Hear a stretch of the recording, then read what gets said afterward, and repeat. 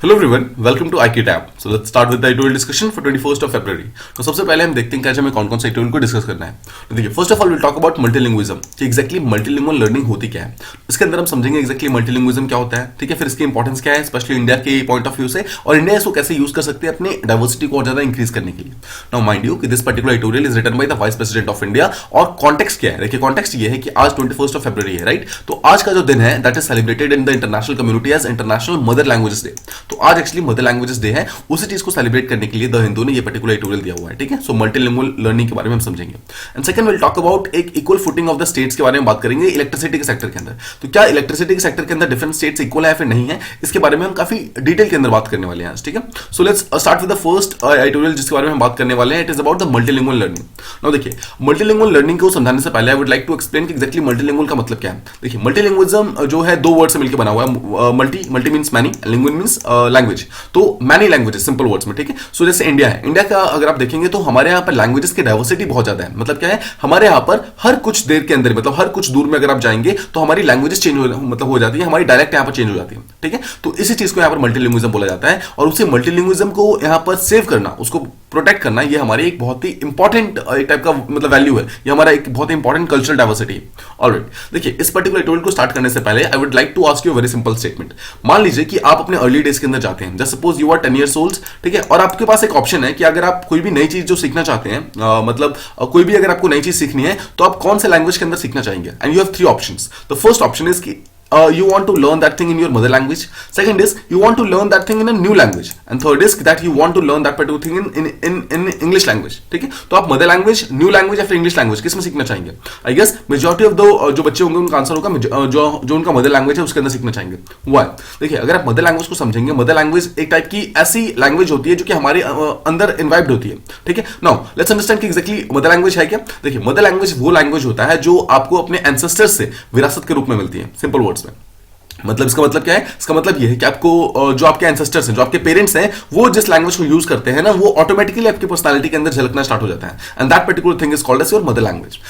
New language कुछ भी हो सकता है, एंड इंग्लिश लैंग्वेज एक टाइप का यूनिवर्सल लैंग्वेज है, ठीक है। सो देखिए, मेजॉरिटी ऑफ बच्चे मदर लैंग्वेज को इसलिए चूज करते हैं बिकॉज मदर लैंग्वेज के अंदर जो एक्सप्रेशन होता है that lies at the heart of an individual and heart of the communities cultural identity. क्या मतलब है इसका? सिंपल सा मतलब है कि किसी भी इंडिविजुअल को या फिर किसी भी कम्युनिटी को अगर ऑप्शन दिया जाए कि किसी एक चीज को एक्सप्रेस करना है, तो he would like to use that particular मतलब वो जो एक्सप्रेशन है वो अपने मदर लैंग्वेज के अंदर देना चाहेगा, because every single person thinks that अपने जो भी उनका मदर लैंग्वेज है उसके अंदर किसी भी चीज को वो बेटर तरीके से एक्सप्रेस कर सकते हैं, ठीक है। ये था हमारा सिंपल सी चीज। देखिए, अगर आपको यहां पर समझना है आगे, तो यू नो कि इंडिया जो है एक बहुत बड़ी सिविलाइजेशन है, और इंडिया एक बहुत ही रिच सिविलाइजेशन है। इसका मतलब क्या है? सिविलाइजेशन का सीधा मतलब होता है जहां पर डिफरेंट कल्चर्स कंबाइन करती है और साथ में रहती है। तो if different cultures they combine and live together, इसका मतलब क्या है? Every single culture have some distinct values. इसका मतलब है हर एक कल्चर के पास अपना खुद का कुछ लैंग्वेजेस है, अपना खुद का कुछ यहाँ पर डिफरेंट एथनिक प्रैक्टिसेस है, मतलब एवरी सिंगल थिंग यहाँ पर अलग अलग है।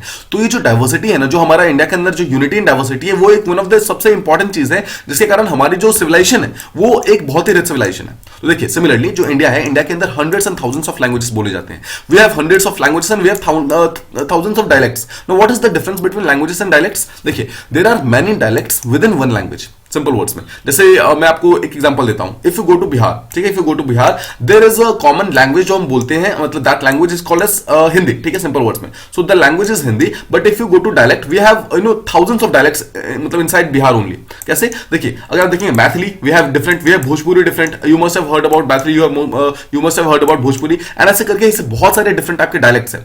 So language is something that you can read and right. Just remember this thing.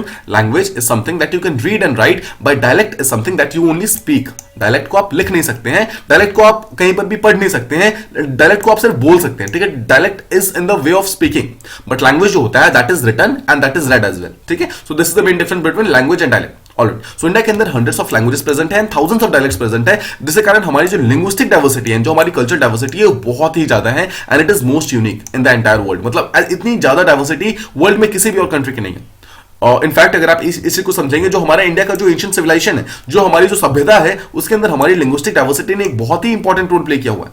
मतलब हमारे इंडिया के अंदर इतनी ज्यादा डाइवर्सिटी है, स्पेशली लैंग्वेजेस को लेकर, कि वो जितनी डाइवर्सिटीज हैं, दे इन इटसेल्फ मतलब वो एक अलग टाइप का सिविलाइजेशन बनाते हैं, मतलब वो अपने आप में एक पूरी की पूरी सभ्यता बनाते हैं, ठीक है। अगर आप देखिए समझेंगे यहां पर कि जो हमारा मदर लैंग्वेज है वो एक्चुअली हेल्प करता है हमें to land our expression into our vision. मतलब हमारा कुछ भी विजन हो, हम कुछ भी करना चाहते हैं, बट उस चीज को प्रॉपर्ली एक्सप्रेस करने में हमारा मदर लैंग्वेज जो है वो हमें हेल्प कर सकता है। हमारे एस्पिरेशंस को, हमारे वैल्यूज, हमारे मॉरल्स, हमारे आइडियल्स, हमारे क्रिएटिव और लिटरेरी जो एंडेवर्स वगैरह होते हैं, जो भी हम चीजें करना चाहते हैं, we can effectively express those things in our mother language obviously. Just go back to your young days, आप 10 साल के थे, ठीक है। Now try to think exactly कौन से लैंग्वेज के अंदर आप अपने आप को एक्सप्रेस करना ज्यादा बेटर समझते हैं। If you are from south India, you may prefer a language जो कि आपके आसपास का है। जैसे suppose if you are a Tamilian, you use Tamil. If you are from Kerala, you use Malayalam and different languages. Similarly, if you're from North India, you try to use Hindi, not English and all. देखिए, English एक universal language है। English is a language जिसको हम jobs के लिए use करते हैं। English is a language जिसको हम अपने अपने आप को डेवलप करने की कोशिश करने में के लिए यूज करते हैं। जो दूसरी कंट्रीज है उनके साथ एक प्रॉपर कम्युनिकेशन बिठाने के लिए यूज करते हैं। But our mother language is not English. हमारी mother language it is Tamil, Malayalam, Hindi. मतलब जहां कर भी हम रहने वाले हैं वहां के जो लैंग्वेजेस हैं they are called as mother language, and that is what is most important यहां पर। नाउ कुछ सालों पहले यूनेस्को के जो डायरेक्टर जनरल हुआ करते थे, उन्होंने एक स्टेटमेंट बोला था। उन्होंने एक चीफ मतलब एक बेसिकली स्पीच दिया था। उन्होंने उसके अंदर एक स्टेटमेंट मतलब बोला था, जहां उन्होंने मदर लैंग्वेज का जो इंपॉर्टेंस है उसके बारे में बोला था। नाउ ही सेड दैट कि the language that we learn from our mothers, basically वो जो वहां पर मदर टंग होता है उसके बारे में बोल रहे थे। It is the homeland of our innermost thoughts. Now this is a very deep line. Just try to understand this particular thing. देखिए, जो ऐसे लाइंस होते हैं ना, जो अपने आप में ही एक पूरी की पूरी कहानी कहते हैं। Now these lines can be directly handpicked by the UPSC and it can be directly used in the essay. ठीक है, ऐसे के अंदर सिंपली ऐसे का टाइटल बन सकता है। आपने इस साल का ऐसे का पेपर देखा होगा definitely. Every single essay was philosophical essay. तो there will be no concern कि अगर ऐसा कोई भी ऐसे यूपीएससी डायरेक्टली हैंडपिक करती है तो। देखिए, this line is very important, जहां पर ये बोलता है कि वो लैंग्वेजेस जो कि हम अपने मदर से सीखते हैं, इनडायरेक्टली ये मदर टंग के बारे में बात करता है। It is the homeland of our inner most thoughts. Just try to remember कि जस्ट सपोज अगर आप नींद में है, ठीक है, and if you are thinking of something, you will definitely think that particular thing in your मतलब जो भी आपका मदर लैंग्वेज है, जो भी आपका मदर टंग है। मतलब आप अपने चीजों को जो आपके सबकॉन्शियस डिजायर्स हैं, जो आपके इनर मोस्ट थॉट्स हैं, you always try to express those things in your mother tongue, because that is the thing जो आपके बॉडी के अंदर, जो आपके सोल के अंदर इनवाइब्ड है। ठीक है। अब सिमिलरली जो यूनेस्को के डायरेक्टर जनरल थे, उन्होंने ये बोला कि every single language is very important. Every single language इतनी वैल्यूएबल है जितनी एवरी सिंगल ह्यूमन है। मतलब हम एवरी सिंगल ह्यूमन को बहुत ज्यादा इंपॉर्टेंस देते हैं, राइट। उसके लिए हमने हर एक पर्सन के लिए ह्यूमन राइट्स बना रखे हैं, हमने कुछ लीगल राइट्स बना रखे हैं, we have made some constitutional rights. The point is every single language is मतलब इक्वली इंपॉर्टेंट है। हर एक लैंग्वेज को बचाने के लिए भी हमें कुछ ना कुछ यहाँ पर स्पेशल यहाँ पर प्रोटेक्शन के स्टेप्स वगैरह लेने होंगे। इसलिए 1999 में क्या हुआ था, 21 फरवरी को यूनेस्को ने क्या हुआ था मतलब 21 फरवरी को इंटरनेशनल मदर लैंग्वेजेस डे की तरह सेलिब्रेट करना स्टार्ट किया था। एंड 1999 में डिसाइड करने के बाद 2000 वाज द फर्स्ट ईयर जिस दिन पहली बार इंटरनेशनल मदर लैंग्वेजेस डे मनाया गया। ठीक है। नाउ ये जो इंटरनेशनल मदर लैंग्वेजेस डे है वो एक टाइप का मतलब कंसर्न एक्सप्रेस करता है और एक टाइप का अवेयरनेस फैलाने की कोशिश करता है on the declining state of many languages. World में बहुत सारे ऐसे लैंग्वेजेस हैं जो कि लगातार नीचे की तरफ जा रहे हैं, जो कि लगातार डिग्रेड हो रहे हैं। What is the importance of these languages? देखिए, लैंग्वेजेस एक बहुत ही इंपॉर्टेंट ब्रिज की तरह होते हैं, जो कि हमारे कल्चरल और जो हमारे सिविलाइजेशन कंटिन्यूटी वगैरह है ना, उसको एक्सप्रेस और उसको इंश्योर करने की कोशिश करते हैं कि वो जो ब्रिज है वो टूटे ना। मैं आपको एक सिंपल सा एग्जांपल देता हूं। We are actually trying to find out कि एग्जैक्टली हमारा जो स्टोन एज था, ठीक है, स्टोन एज के अंदर जो हमारे लोग हुआ करते थे, मतलब जो हमारे प्री हिस्टोरिक टाइम के लोग थे, जो हमारे पैलियोलिथिक जो मैन हुआ करता था, वो एग्जैक्टली किस तरीके से आपस में कम्युनिकेट करते थे, हम क्यों इतना जानना चाहते हैं, हम उनके एविडेंसेस को क्यों इतना मतलब ढूंढने की कोशिश कर रहे हैं। जो इंडस वैली सिविलाइजेशन का जो भी लैंग्वेजेस है जिसे हम अभी तक डेसिफर नहीं कर पाए हैं, क्यों हम उसे इतना डेसिफर करना चाहते हैं, because we actually want to ensure the continuity of the culture. Industrial civilization हमारा पास्ट है एंड हम उनका फ्यूचर है, तो basically there should be a continuity because वो हमारे एंसेस्टर्स है। अगर वो हमारे एंसेस्टर्स है, we must know about our ancestors, there is a continuity. देखिए, इंडिया एक ऐसी कंट्री जहां पर सिविलाइजेशन को, सभ्यता को बहुत ही इंपॉर्टेंस दी जाती है। एंड इफ इंडिया, तो अगर इंडिया के अंदर यहां पर सिविलाइजेशन को मतलब इंपॉर्टेंस दी जाती है, तो हमें अपने सिविलाइजेशन को प्रॉपर्ली लिंक करना बहुत इंपॉर्टेंट है पास्ट को प्रेजेंट से। देखिए, ये तो बात हो गई हमारे कल्चरल और जो सिविलाइजेशन कंटिन्यूटी है उसको इंश्योर करने की। बट अगर आप साथ ही साथ ये देखेंगे कि अभी के टाइम में जो ग्लोबलाइजेशन इंक्रीज हुआ है, वेस्टर्नाइजेशन इंक्रीज हुआ है, उसके कारण क्या हुआ है, देखिए, the importance of English has increased, but साथ ही साथ जो बाकी जितने भी मदर टंग्स वगैरह हैं, जितने भी छोटे छोटे लैंग्वेजेस हैं, उनका ग्रोथ भी यहाँ पर धीरे धीरे इंक्रीज हुआ है। देखिए, समझिए, जस्ट सपोज ग्लोबलाइजेशन को एक सिंपल टर्म्स में देखते हैं। जस्ट लेट्स मतलब थोड़ी देर के लिए भूल जाइए कि globalization means entire world. Just think कि globalization simples means connectivity. Globalization का एक मतलब ये भी तो है ना ग्लोबलाइजेशन का, कि आपस में सबके सब आपस में कनेक्ट होते हैं। तो देखिए, पहले क्या होता था, पहले जस्ट सपोज कि there is a language called as X. and there is a language called as Y, and there is a language called as Z. Now X is spoken in village A, Y is spoken in village B, and Z is spoken in C. Now पहले क्या होता था जब there was no concept of globalization and all, तो सिर्फ ए village के अंदर सिर्फ एक्स बोला जाता था, बी के अंदर सिर्फ वाई लैंग्वेज बोली जाती थी, एंड सी के अंदर सिर्फ जेड बोला जाता था. इसका मतलब है कि ये आपस में इंटरमिक्स नहीं होते थे.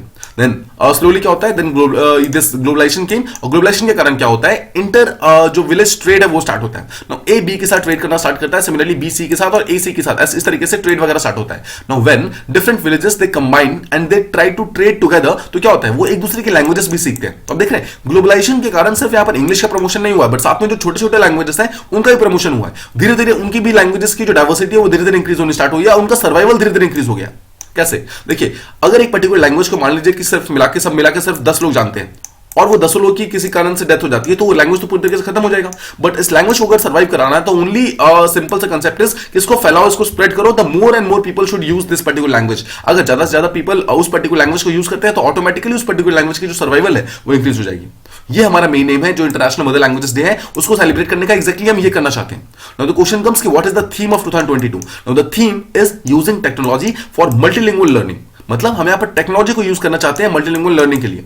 देखिए समझिए इस चीज को, यूनेस्को जो है काफी सालों से ये कोशिश कर रहा है कि जो डिफरेंट जो हमारी कल्चरल डाइवर्सिटी है, जो हमारी लिंग्विस्टिक डाइवर्सिटी है, इन सबको प्रॉपर्ली प्रोटेक्ट करना है. ना इन सबको प्रोटेक्ट करने के लिए बहुत सारा एक बहुत ही इंपॉर्टेंट चीज ये है कि इसको हम कहीं स्टोर कर पाए, इसको हम कहीं सेव कर पाए. तो देखिए उसे सेव और स्टोर करने के लिए टेक्नोलॉजी यहां पर काम आ सकता है. Just remember this particular thing. UN ने कुछ दिनों पहले एक लिस्ट निकाली थी जिसके अंदर उन्होंने ये बोला था टोटल 6000 से ज्यादा लैंग्वेजेस हैं जो कि पूरे वर्ल्ड में बोले जाते हैं. 6000. Just try to imagine. हमें सिर्फ यहां पर हिंदी और इंग्लिश आता है. दे आर मतलब these are the mainly two languages, and maximum अगर किसी पर्सन को आता भी होगा तो it may be 3 and 4, but we have more than 6000 languages right now which are spoken in the world, and out of that 43% are endangered. What does it means? 43% endangered का मतलब यह है कि अराउंड 6000 में से मतलब ऑलमोस्ट आधा, मतलब ऑलमोस्ट 2500 के आसपास लैंग्वेजेस ऐसे हैं जो कि endangered है, जिसको बहुत ही कम लोग जानते हैं, और धीरे धीरे वो लैंग्वेजेस डिक्लाइन हो रहे हैं. Now this is what we have to save, because this is a diversity. We are not talking just about India, we are talking about the world. This is our, ये हमारे humanity की diversity है, ये हमारे humanity का culture है. We must protect our humanity का culture. अगर हमारा ह्यूमैनिटी का कल्चर कल को खत्म हो जाता है ना, तो दिस इज मतलब यहाँ पर कोई भी प्रूफ नहीं रहेगा that we had this particular humanity, because it is the diversity, it is the cultural diversity जो कि एक्चुअली शो करता है, जो कि हमारी जो रिचनेस है उसको शो करता है. ठीक है, तो इसी चीज के लिए हम यहाँ पर टेक्नोलॉजी को यूज करना चाहते हैं अपने मल्टीलिंगुअल लर्निंग को इंक्रीज करने के लिए, और क्या क्या चैलेंजेस है उसको सॉल्व करने के लिए, और जो क्या क्या अपॉर्चुनिटीज वगैरह है उसको प्रॉपर्ली सॉल्व करने के लिए. नाउ यहां पर सबसे इंपॉर्टेंट चीज यहां पर ये आती है कि टेक्नोलॉजी को हम किस तरीके से यूज कर सकते हैं अपने मल्टीलिंगुअल एजुकेशन के लिए. नाउ देखिए हर एक चीज के बारे में हम धीरे धीरे बात करेंगे. नाउ आपको समझना है कि एक्जैक्टली टेक्नोलॉजी को हम कैसे यूज कर सकते हैं. नाउ मेन आइडिया क्या है, मेन आइडिया क्या है कि जो हमारा टीचिंग और लर्निंग का एक्सपीरियंस है उसको इंक्रीज करना है और उसको मल्टीलिंगुअल लेवल पे इंक्रीज करना है. Again take the same example. Just suppose अभी भी है, जस्ट सपोज समवन मतलब आप में से कुछ होंगे जो बीटेक जिन्होंने किया होगा, कुछ उन्होंने बीएससी किया होगा, some would have done PhD. The point is कि आप लोगों ने जो किया है you must have done it in Hindi, English, right, ऐसे लैंग्वेजेस में किया होगा. Now what if you had option of मतलब doing these particular courses in your जो भी आपका मदर लैंग्वेज है, जो भी आपका मदर टंग है, क्या आप उस पर्टिकुलर चीज के अंदर, क्या आप उस पर्टिकुलर लैंग्वेज के अंदर इस कोर्स को करना चाहते हैं? ना देखिए समझिए इस चीज को. What is the importance of doing these courses in a mother टंग?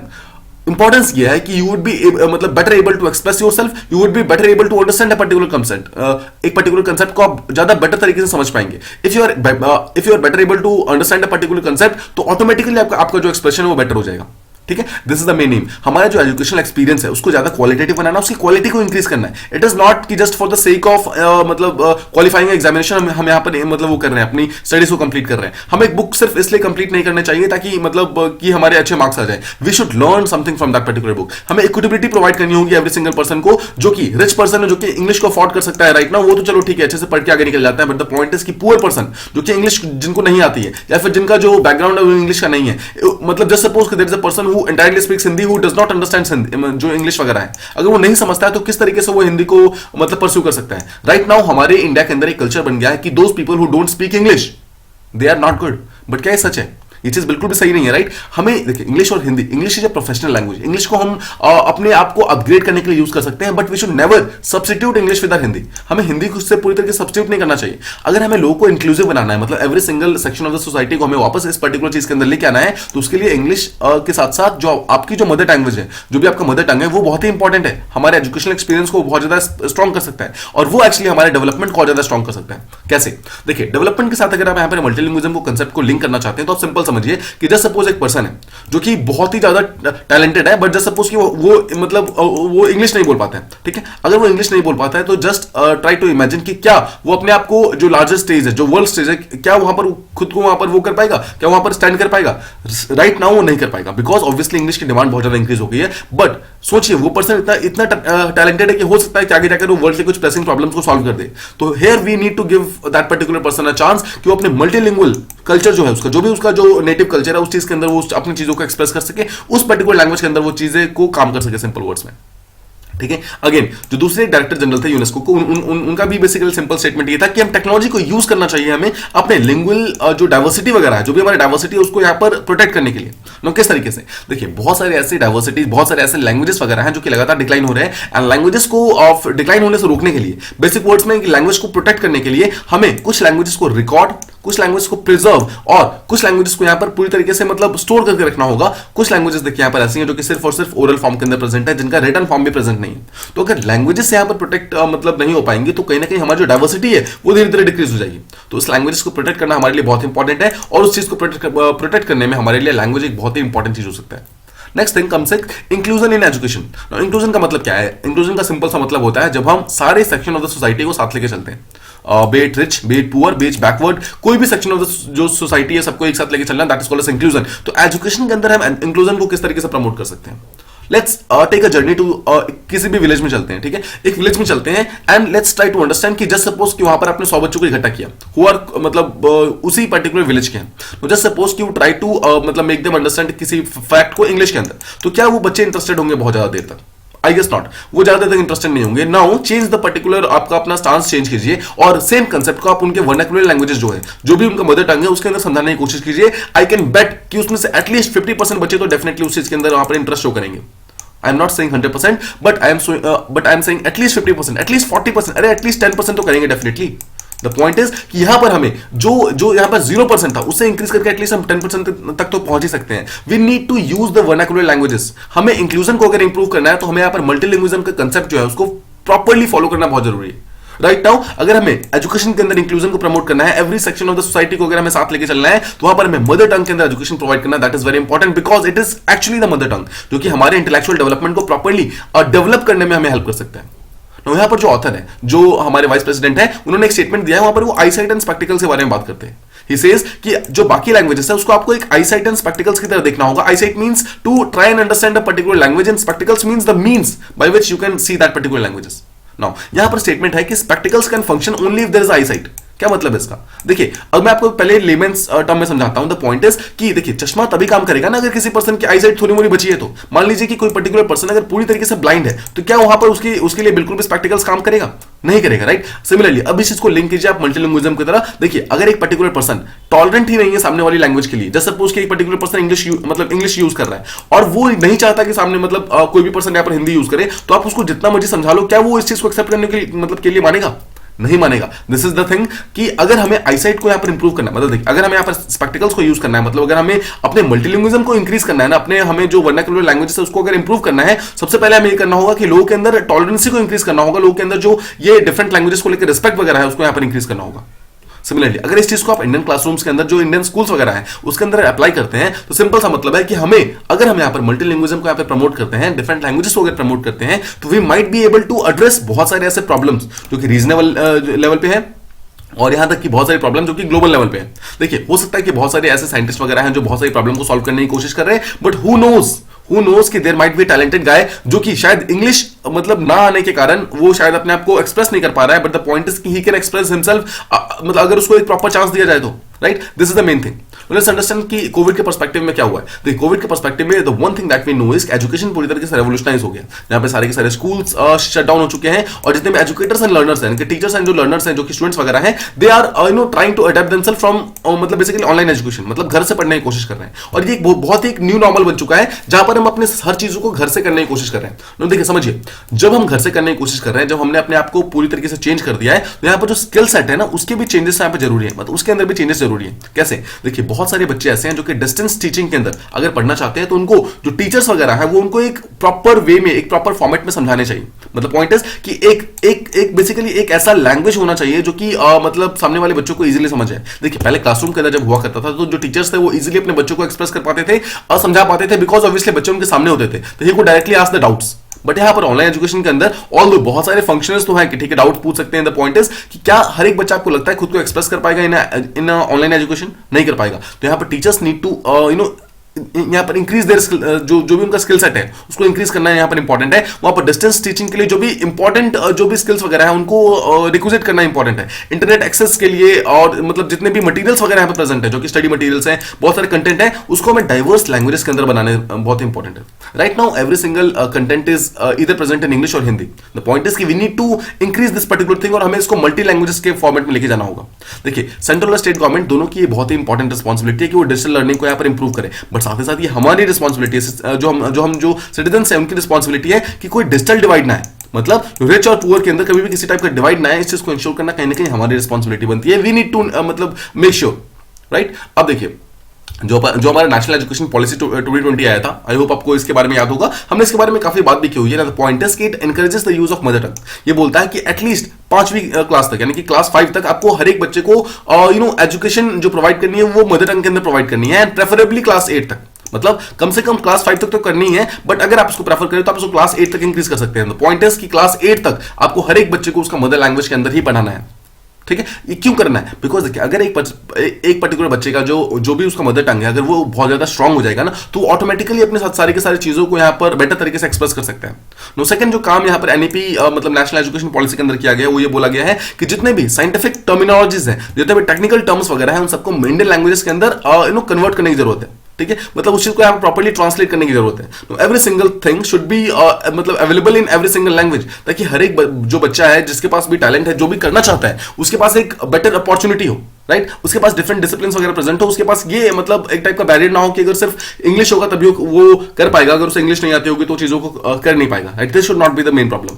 ठीक है? देखिए हमारे जो प्रोफेसर हुआ करते थे, प्रोफेसर सीवी रमन, उन्होंने एक स्टेटमेंट बोला था। उन्होंने बोला था कि अगर हमें बच्चों को साइंस पढ़ाना है ना, that particular science should be taught in their mother tongue. Now अगर देखिए अगर ये बच्चों जो भी बच्चे यहाँ पर साइंस पढ़ रहे हैं अगर वो मदर टंग के अंदर पढ़ पाएंगे ना तो वो ऑब्वियसली अपने चीजों को बेटर तरीके से एक्सप्रेस कर पाएंगे और उसके कारण यहाँ पर ज्यादा लोगों की पार्टिसिपेशन आएगी। अगर बच्चों को मदर टंग के अंदर नहीं पढ़ाया जा रहा है, अगर किसी एक पर्टिकुलर लैंग्वेज के ऊपर इन्फोर्स किया जा रहा है, फोर्स किया जा रहा है, तो कहीं ना कहीं जो बाकी लोग हैं, मतलब बहुत सारे लोग ऐसे होंगे जो कि इस पर्टिकुलर साइंस के जो मतलब यहाँ पर बातें हैं उसके अंदर पार्टिसिपेट नहीं कर पाएंगे। देखिए अगेन यहां पर समझिए जो डॉक्टर सीवी रमन सर थे उनका ये स्टेटमेंट कहना ये बहुत ही इंपॉर्टेंट था, बिकॉज अभी के टाइम में अगर आप देखेंगे तो हम इंग्लिश एजुकेशन के ऊपर बहुत ज्यादा प्रमोशन देते हैं, बहुत ज्यादा फोर्स करते हैं, बट जो भी हमारा आसपास की चीजें जो बाकी लैंग्वेजेस हैं उसको हम कहीं ना कहीं नेग्लेक्ट कर देते हैं। अगर आप पैराडॉक्स देखेंगे, पैराडॉक्स का मतलब होता है कि एक टाइप की आयरनी है। आयरनी ये है कि मतलब इंग्लिश को प्रमोट करने के चक्कर में हमने अपने वास्ट मेजॉरिटी ऑफ द जो लर्नर्स है, जो हमारे एजुकेटर्स हैं, उनको हमने कहीं ना कहीं पीछे छोड़ दिया। वो हायर एजुकेशन को एक्सेस भी नहीं कर पा रहे हैं, बिकॉज ऑब्वियसली कहीं ना कहीं वो इंग्लिश को मतलब इंग्लिश के अंदर बहुत वीक है, इंग्लिश के अंदर बहुत स्ट्रांग नहीं है, और उसके कारण जो हमारा लिंग्विस्टिक बैरियर है वो यहाँ पर सामने आ जा रहा है।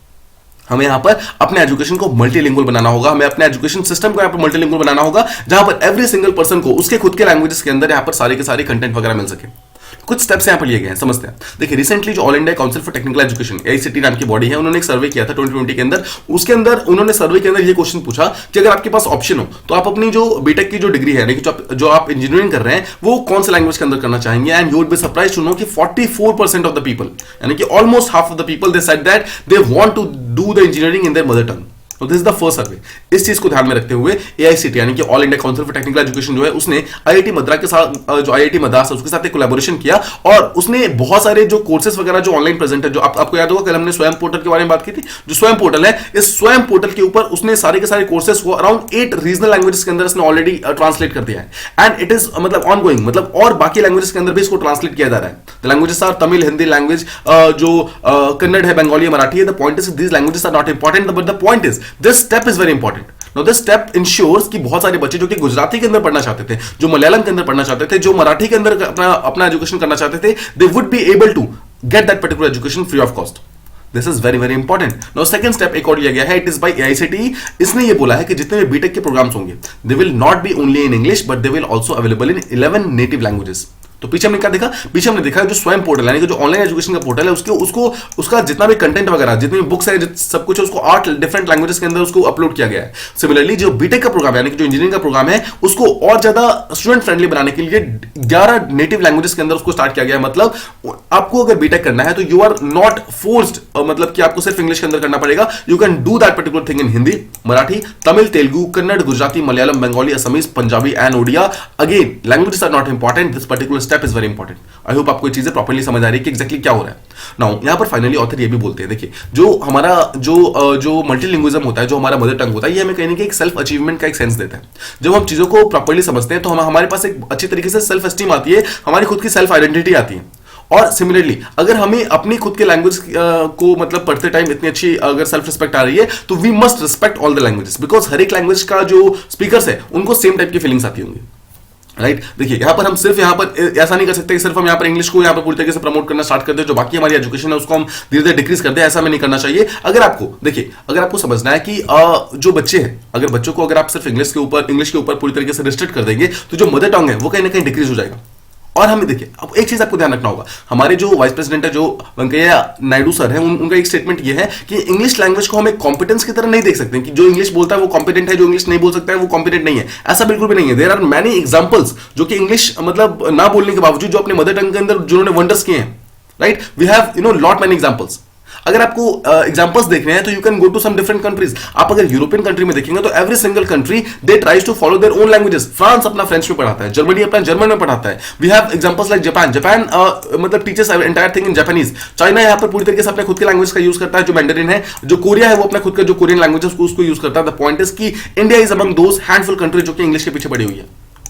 Learning English is not bad. Again, let me try to stress this fact once again. Learning English is not bad. Learning English is very important. हमें अपने आपको जो हमारा ग्लोबल स्टेज है उसके ऊपर शो करने के लिए English is very important. But the point is कि while learning English we should not neglect हमारा जो मदर टंग है। This is the most important thing. हमें अपने मदर टंग को यहाँ पर पूरी तरीके से खत्म नहीं करना है। मदर टंग हमारा मतलब पूरी तरीके से सेफ होना चाहिए। हमें मदर टंग के अंदर भी अपने एजुकेशन को करना है। What is the most important thing? Important thing is कि हमें अपने आइडियाज को प्रॉपर्ली एक्सप्रेस करना इंपॉर्टेंट है, and that particular expression can be found only in the mother tongue, not in English or या फिर कोई और लैंग्वेज।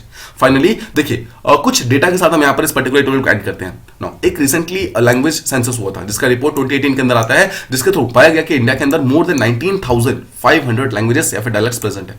मतलब this is the kind of diversity that is present in India. This is the kind of thing. Now इसमें से 121 languages ऐसे हैं जो कि बहुत ही मेजर लैंग्वेजेस हैं, जिसको एटलीस्ट 10,000 या फिर उससे ज्यादा लोग बोलते हैं। They are called as major languages. मतलब टोटल 19,000 लैंग्वेजेस हैं, बट उसके अंदर अराउंड 121 लैंग्वेजेस ऐसे हैं जिसको एटलीस्ट 10,000 लोग बोलते हैं। मतलब काफी मेजर लैंग्वेज है। द पॉइंट इज अराउंड 196 ऐसे लैंग्वेजेस हैं जो कि इंडेंजर्ड की कैटेगरी के अंदर आते हैं। मतलब कहीं ना कहीं उनकी जो टोटल जो उनकी जो स्पीकर्स हैं वो धीरे धीरे डिक्रीज हो रहे हैं। वी नीड टू इंश्योर कि ऐसा ना हो। अगर ऐसा होना स्टार्ट हो जाएगा तो प्रॉब्लम हमारे यहाँ पर इमर्ज हो जाएगी, बिकॉज हमारे बहुत सारे लैंग्वेजेस ऐसे हैं जो कि डेंजर्स की उसमें फील्ड में जाएंगे।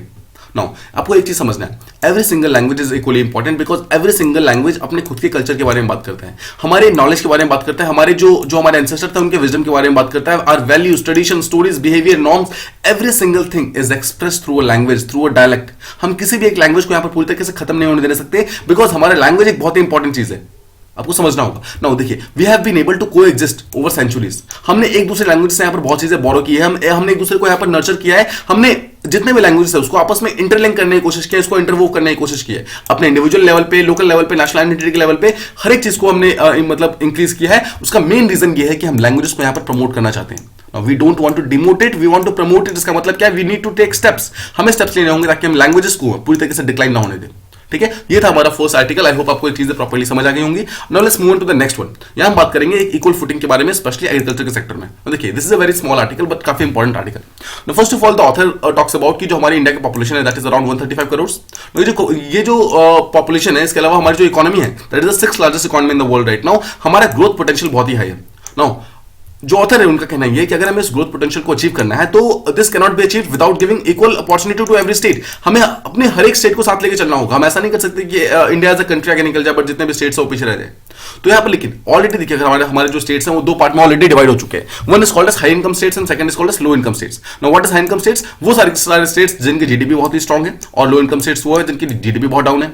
द पॉइंट इज कि अगर आप हाई इनकम स्टेट्स को देखेंगे तो उनके यहाँ पर ज्यादा इंडस्ट्रीज है, ज्यादा कॉमर्स है, और जो लो इनकम स्टेट्स है वो सब इन सब चीजों के ऊपर डिप्राइड है. मतलब इनको ना ही उनके पास ज्यादा पैसा आता है, ना ही उनके पास मतलब क्रेडिट है, ना ही उनके पास ज्यादा इन्वेस्टमेंट है, ना ही उनके पास ज्यादा इलेक्ट्रिसिटी है, ना ही उनके पास एक्सेसिबिलिटी है, ना ही उनके पास एनर्जी को प्रोवाइड करने के इतने सारे कॉस्ट है.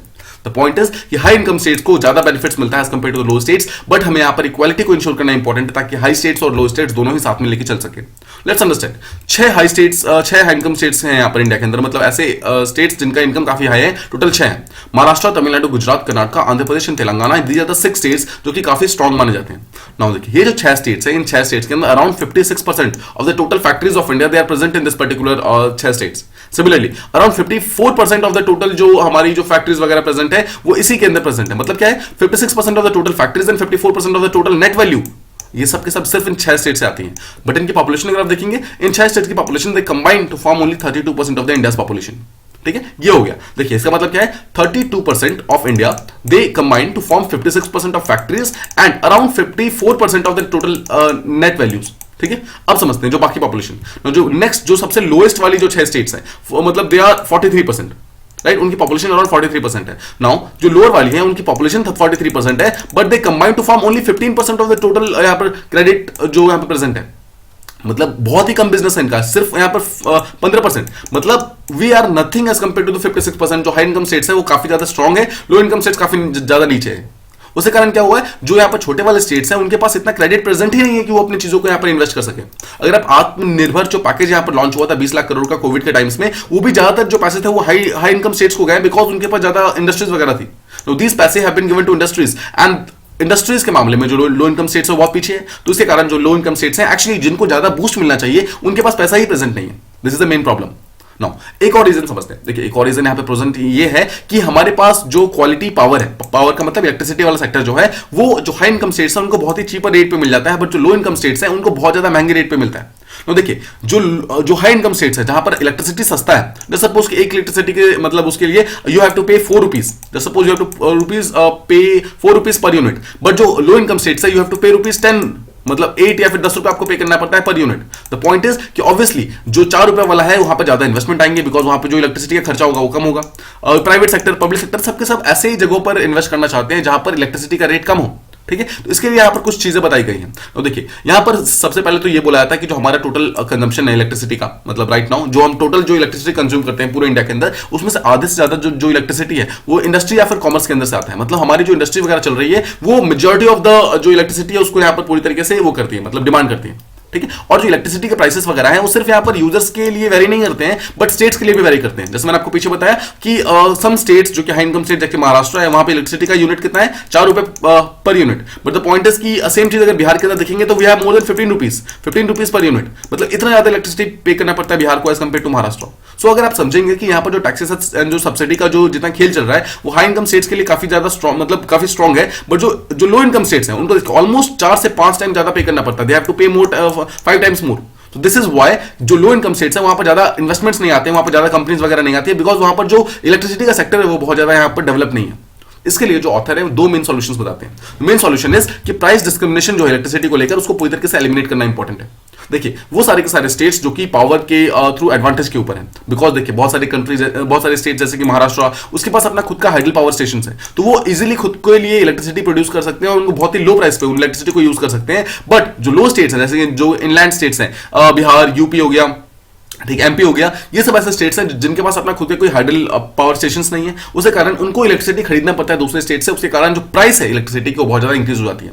तो the first thing that we must do is कि हमें हर चीज को यहाँ पर सिंक्रोनाइज करना होगा. जितने भी रीजनल ग्रिड्स वगैरह हैं, तो डिफरेंट ग्रिड्स वगैरह हैं, सबको सिंक्रोनाइज करना होगा. We need to form a one nation one grid one frequency वाला कंसेप्ट. मतलब क्या है, India is a single nation, India should have a single grid and India should have electricity on a single frequency. इसका मतलब क्या है, हमें हर एक स्टेट को सिंगल मतलब मेन बेसिस पे एनर्जी प्रोवाइड करनी होगी. मतलब हम ऐसा नहीं कर सकते कि महाराष्ट्र को हम कोई चीज अलग फ्रीक्वेंसी पे प्रोवाइड करें, बिहार को अलग पे प्रोवाइड करें, यूपी को अलग पे प्रोवाइड करें. This is not possible at all. हमें यहाँ पर एवरी सिंगल स्टेट्स को सिंगल मतलब सेम टाइप की फ्रीक्वेंसी प्रोवाइड करनी होगी. और उसके लिए सिंपल एग्जांपल इज कि हमें एक सेम टाइप का टैक्सेस मतलब प्रमोट करना होगा एवरी सिंगल स्टेट के लिए. वी कांट डू कि एक पर्टिकुलर स्टेट ज्यादा पे कर रहा है और सेकंड स्टेट जो है वो कम पे कर रहा है. हम ऐसा नहीं कर सकते यहाँ पर. देखिए वो स्टेट्स जो कि अपने इलेक्ट्रिसिटी को खरीदने के लिए ज्यादा पावर मतलब ज्यादा पैसा पे करती है, ऑब्वियस बात है उसका कंपटीशन बहुत ज्यादा इंक्रीज हो जाएगा और उसकी जो टोटल इन्वेस्टमेंट वगैरह है वो डिक्रीज हो जाएगी। मतलब वो कंपनीज उन स्टेट्स के अंदर कभी नहीं आना चाहेगी जहां पर इलेक्ट्रिसिटी का प्राइस बहुत ज्यादा है। इस चीज को हमें ऑलरेडी इंक्रीज करना होगा। देखिए सेकंड चीज यहां पर यह है कि जो लो इनकम स्टेट्स है उनके पास रिसोर्सेज ऑलरेडी काफी कम है।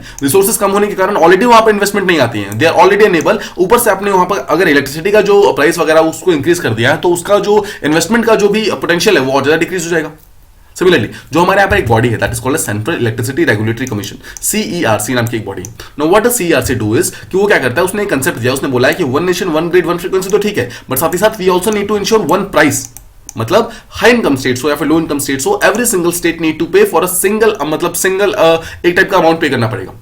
ये तो हमने देखिए फर्स्ट सॉल्यूशन देख लिया। फर्स्ट सॉल्यूशन क्या देखा हमने कि सिंपल आप प्राइस को रैशनलाइज कर दो, मतलब पूरी तरीके से प्राइस को इक्वल कर दो, प्राइस का डिस्क्रिमिनेशन को पूरी तरीके से एलिमिनेट कर दो। ये पहला सॉल्यूशन हो गया। Now let's talk about the second solution. It talks about कि जो इलेक्ट्रिसिटी सेक्टर है जो कि अभी तक जीएसटी के बाहर है उसको जीएसटी के अंदर लेकर आओ, बिकॉज जीएसटी एक यूनिफॉर्म कॉस्ट की तरह शो करता है। मतलब देखिए बिहार के अंदर किसी पर्सन को अगर कोई इलेक्ट्रिसिटी पे कर रहा है, ही हैज टू पे मोर देन 15 रुपीज पर यूनिट, ठीक है। बट सेम चीज अगर आप देखेंगे हरियाणा के अंदर मतलब अ पर्सन हैज टू पे less than 5 rupees per unit, ठीक है। सिमिलरली महाराष्ट्र के अंदर अ पर्सन हैज टू पे 4 rupees per unit. The point is कि इन सबको एक यूनिफॉर्म कॉस्ट करना जरूरी है ताकि हर एक पर्सन को एक इक्वल फुटिंग मिले, मतलब किसी के ऊपर ज्यादा बर्डन ना आए, किसी को ज्यादा यहाँ पर रिलैक्सेशन वगैरह ना मिले। तो जो डिफरेंट ड्यूटीज वगैरह चार्ज की जाती हैं डिफरेंट स्टेट्स को, उसको पूरी तरीके से हटा करके इसको जीएसटी के अंदर लाने की जरूरत है क्या सके। यहाँ पर एक कंसेप्ट दिया हुआ है that there is a direct relation between income and electricity का जो कंजम्पशन होता है। मतलब दो स्टेट्स जिसका इनकम ज्यादा होता है उसके अंदर इलेक्ट्रिसिटी कंजम्पशन भी ज्यादा होता है, ठीक है। तो इसीलिए जो हायर इलेक्ट्रिसिटी स्टेट्स हैं मतलब जो हायर इनकम स्टेट्स हैं वहां पर इनकम ज्यादा है, तो इसलिए ऑटोमेटिकली वहां पे इलेक्ट्रिसिटी प्रोडक्शन ज्यादा होता है, वहां पे इलेक्ट्रिसिटी कंजम्पशन भी ज्यादा होता है, लेकिन वहां पे इलेक्ट्रिसिटी का जो टोटल पे है वो बहुत ही कम है। सिमिलरली जो लो इनकम स्टेट्स हैं वहां पे ऑल्दो इनकम कम है लेकिन वहां पे जो इलेक्ट्रिसिटी प्रोडक्शन है वो कम होता है, इसलिए उनको ज्यादा पे करना पड़ता है, बिकॉज ऑब्वियसली स्टेट को रेवेन्यू चाहिए। इस चीज के कारण यहाँ पर हाई इनकम स्टेट्स और लो इनकम स्टेट्स के कारण प्रॉब्लम बहुत ज्यादा बढ़ जाती है, ठीक है। देखिए यहाँ पर रिसेंटली एक जो रिपोर्ट आया था 2020-21 के अंदर, उसने अंदर ये बोला गया था टोटल 6 स्टेट्स जो है मतलब 6 जो हाई इनकम स्टेट्स हैं वो ऑलमोस्ट 50% टोटल इलेक्ट्रिसिटी मतलब को कंज्यूम करते हैं डिस्पाइट हैविंग लेस पॉपुलेशन। मतलब सिर्फ 32% पॉपुलेशन होने के बावजूद वो यहाँ पर 50% से ज्यादा की इलेक्ट्रिसिटी यहाँ पर यूज करते हैं। बट जो 6 बैकवर्ड स्टेट्स हैं जो लो इनकम स्टेट्स हैं वो ऑल्दो पॉपुलेशन का 43% है but they use only 25% of the वो जो टोटल इलेक्ट्रिसिटी है। तो आई होप आप समझ रहे हैं इस चीज को, जो हाई इनकम स्टेट्स हैं despite having lower population they are using more electricity, but similarly जो लो इनकम स्टेट्स हैं डिस्पाइट हैविंग मोर यहाँ पर population but they are using low amount of electricity. This is the main problem, ठीक है। इस चीज को हमें सॉल्व करने की जरूरत है, ठीक है। इसके अलावा देखिए अगर आपको देखना है कि अगर आप ओवरऑल देखेंगे तो जो लो इनकम स्टेट्स है despite using low electricity they are paying more. Why are they paying more? Because वहां पे जो यूनिट पर यूनिट का जो रेट है वो बहुत ज्यादा है, उस चीज को भी हमें यहाँ पर ठीक करने की जरूरत है। सिमिलरली जो हमारी इलेक्ट्रिसिटी का ड्यूटी है जो टैक्सेस वगैरह है उसको रीडिस्ट्रीब्यूट करने की जरूरत है। हमें ऐसा नहीं करना चाहिए कि हम एक पर्टिकुलर स्टेट से ज्यादा पैसा ले रहे हैं और जो सेकंड स्टेट है उससे बहुत कम पैसा ले रहे हैं। That is not fair actually. हमें हर एक स्टेट को यहाँ पर इक्वल फुटिंग के अंदर लेके चलना है। देखिए रिसेंटली बोला था जो जीएसटी को अंदर जो लाने की बात की गई है उसके अंदर बोला गया जो सेंट्रल जीएसटी और जो स्टेट जीएसटी वो दोनों अलग अलग होने चाहिए। ना जो सेंट्रल जीएसटी है उसका 100% जो पार्ट है that should be devolved among the states, उसको पूरी तरीके से आप स्टेट के अंदर डिवाइड कर दो जैसा कि 15th फाइनेंस कमीशन ने बोला था, ठीक है। उसके अंदर जो सेंट्रल जीएसटी वाला पार्ट है उसको आप मतलब आपस में सेंटर को आप उसके अंदर से कोई शेयर प्रोवाइड मत करो, बिकॉज सेंट्रल जीएसटी का जितना ही पैसा होता है वो एक्चुअली स्टेट्स के लिए होता है, ठीक है। Just try to understand this particular thing. Similarly जो इलेक्ट्रिसिटी का जो टैक्सेस वगैरह होते हैं that comes under the state subject, तो अगर वो स्टेट के अंदर आता है तो central government can not take anything from this, because ये पूरी तरीके से स्टेट का सब्जेक्ट है और सारे का सारा पैसा इसका एक्चुअली स्टेट्स के पास ही जाना चाहिए। This is the main thing. यही एक्चुअली ऑथर बताना चाह रहे थे उस टाइम से कि अगर हमें हायर इकोनॉमिक ग्रोथ को यहाँ पर अचीव करना है तो उसके लिए सबसे पहली चीज हमें करनी होगी कि एक हमें यूनिफॉर्म एनर्जी टैरिफ लेना होगा, मतलब हमें टैक्सेस वगैरह लगाने होंगे। सिमिलरली हमें जो भी इलेक्ट्रिसिटी की ड्यूटी है उसको इंक्लूड करना होगा, मतलब क्या है कि एवरी सिंगल स्टेट को हमें एक सेम टाइप की ड्यूटी, एक पर्टिकुलर जो स्टेट है हमारा उसको हम ज्यादा दे या फिर दूसरे को कम दे, उसके लिए हमें एक रैशनली टैक्स को डिवॉल्व करना होगा, मतलब हमें टैक्स को प्रॉपर्ली यहाँ पर स्ट्रक्चराइज करना होगा जहाँ पे हर एक स्टेट जो है अपना खुद का एक टैक्स रेजिम को यूज कर सके। ये थे हमारे सेकंड ट्यूटोरियल। आई होप आपको दोनों ट्यूटोरियल प्रॉपर्ली समझ आ गए होंगे। If you like the video please do like share and subscribe and